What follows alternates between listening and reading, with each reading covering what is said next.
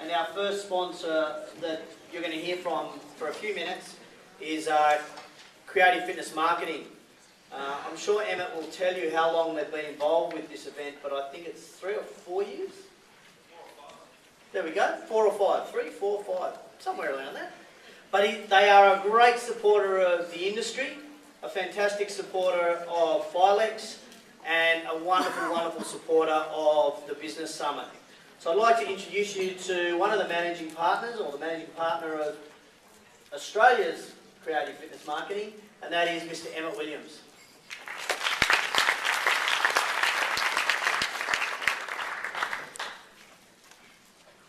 Thank you for that kind introduction, Justin.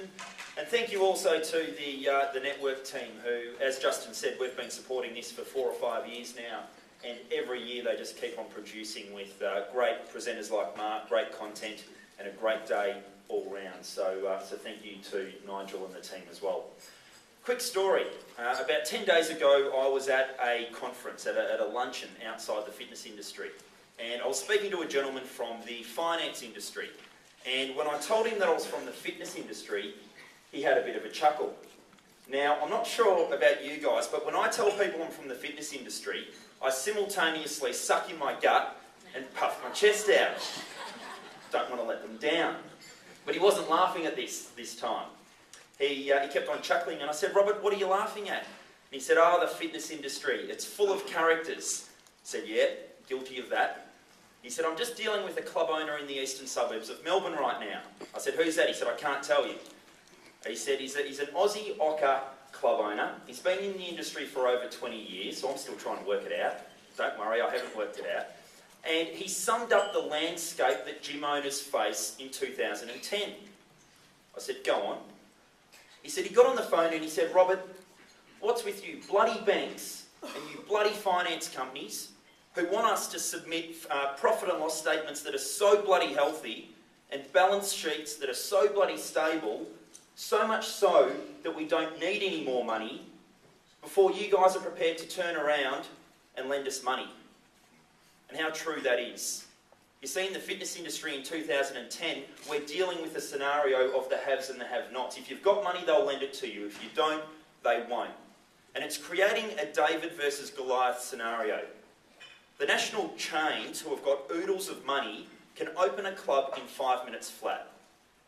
And you can bet your bottom dollar when they open the club, it's got a beautiful fit out, state-of-the-art equipment, and it's followed up with a big bang marketing launch. Now when they do this, typically they generate 2,000 or 3,000 new members on direct debit, and as independent operators we stand back, scratch our head and wonder how they did it. But there's something to be said for a shiny new facility. There's something to be said for a shiny new casino with a big bang launch. There's something to be said for a shiny new hotel with a big bang launch, and there's absolutely something to be said for a shiny new gym with a big bang launch. I wonder how many of us here today, or yesterday, checked into a hotel, and when we did so, we walked up to our room and secretly had our fingers crossed, hoping it was one of those refurbed rooms. You see, we all like new and shiny. As independent operators, we jump up and down and say it's about the customer experience. And we talk about connecting with members and using their name and remembering the name of their partners and correcting them on technique.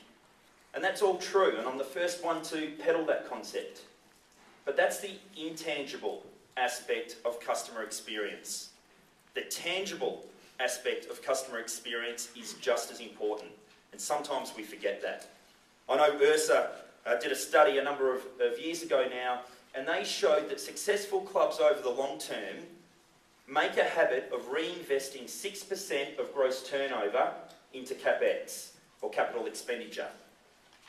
They went on to say that of that 6%, half of it, or 3%, would be invested on an annual basis, and the other 3% would be quarantined or provisioned for a 10-year overhaul to make the club look fresh and new, because consumers like fresh and new.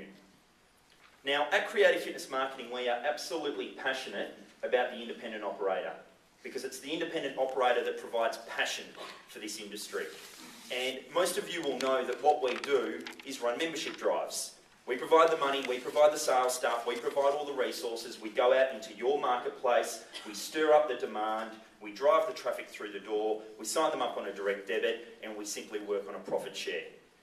Some of you may think that we're a telemarketing company, but as a side point, it's important to note that less than 20% of our sales come from telemarketing, and 80% come from guerrilla marketing and community-based initiatives. And up until this year, what we've done is we've sat back and said, look, here's your money on a monthly basis, do what you want with it. And of course you can still do that. But at Christmas last year, we introduced some new brands to the family, to the stable, to the portfolio. We've now got a company called Blue Fitness Australia. Blue Fitness imports, distributes and services both Star Track and Hoist commercial gym equipment. And what that means for independent operators around Australia is this. You can run a creative fitness marketing membership drive that we fund. We can drive them through your front door. You can set up a cash flow from that membership drive. And then if you want, you can choose to buy a new line of cardio with LCD TV monitors and made for iPod and virtual running coaches. You can choose to buy a new line of pin-loaded equipment for maybe a new circuit in the ladies only suite. You can choose to buy the new line of Human Sport, which is the functional training model coming out of America. And you don't need to put your house up for it. You don't need to put your firstborn up for it. You simply need to use the cash flow from the CFM membership drive. It's a unique value proposition, something we've never done before. And it's a concept that's only been launched for a few months and is taking the independent market by storm. So if you would like to talk to us about that model, if you think that your club could do with an injection of new kit or cardio or strength, and if you'd like to use the CFM membership drive to finance that and to fund it, then please come and say g'day later on today. As Justin suggested earlier, there's a team of us in the yellow polo tops who are here today. We've got 35 CFM staff rocking up tomorrow, all in bright yellow tops as well, so you won't be able to miss us. We're at stand K24, and any of us would be more than happy to help you out. So thank you very much for your time, and I hope you enjoy the rest of the day.